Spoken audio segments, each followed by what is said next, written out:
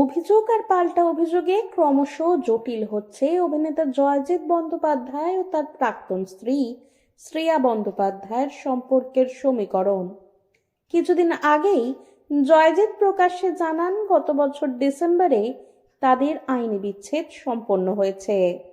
এবার ডিভোর্স চর্চায় মুখ খুললেন শ্রেয়া। জয়জিৎ শ্রেয়ার ১৯ বছরের ছেলে যশজিৎ।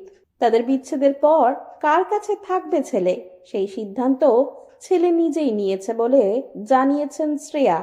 তার কথায় ছেলে সিদ্ধান্ত নিয়েছে ও ঠাকুরদা ঠাকুমার কাছে থাকবে। ওদের বয়স হয়েছে, ও মা বাবা কারোর সঙ্গেই থাকতে চায়নি। তবে সপ্তাহান্তে যশজিৎ মায়ের সঙ্গে সময় কাটাতে আসে বলেও জানিয়েছেন শ্রেয়া। জয়জিতের সঙ্গে সংসার ভাঙার কারণ নিয়ে মুখ খুলেছেন শ্রেয়া।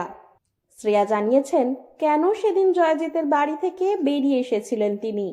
শ্রেয়ার বক্তব্য, জয়জিৎ আমার সঙ্গে খুব ভালো ব্যবহার করেনি, যে কারণে আমাকে বাড়ি ছেড়ে বেরিয়ে আসতে হয়।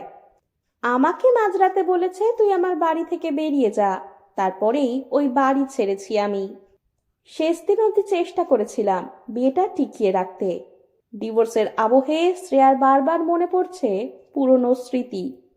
শ্রেয়া বলেন, আমি যখন জয়জিৎকে বিয়ে করেছিলাম তখনও জিরো ছিল, আমরা মাটিতে ঘুমাতাম। বিয়ের পর যেমন পড়াশোনা চাকরি করতে ও আমাকে সাহায্য করেছে, তেমনি ওর মা বাবারও অনেক অবদান রয়েছে, যা আমি ভুলতে পারবো না কখনো। এত অশান্তি ও বিতর্কের মধ্যেও শ্বশুর বাড়ির অবদান অস্বীকার করেননি শ্রেয়া। তবে আক্ষেপের সাথে শ্রেয়া জানান, আমার দুঃখের জায়গা হলো আমার শ্বশুর শাশুড়িও শেষ ২.৫ বছরে কোনো যোগাযোগ করেননি। আমি তো ওদের সঙ্গে ২০ বছর কাটিয়েছি। এদিকে ওদের ৫০ বছরের বিবাহবার্ষিকীতে ডেকেছিলেন লোক দেখাতে, যাতে সবাই বোঝে সব ঠিক আছে, কিন্তু তারপর থেকে কেউ খোঁজ নেননি আমি কেমন আছি।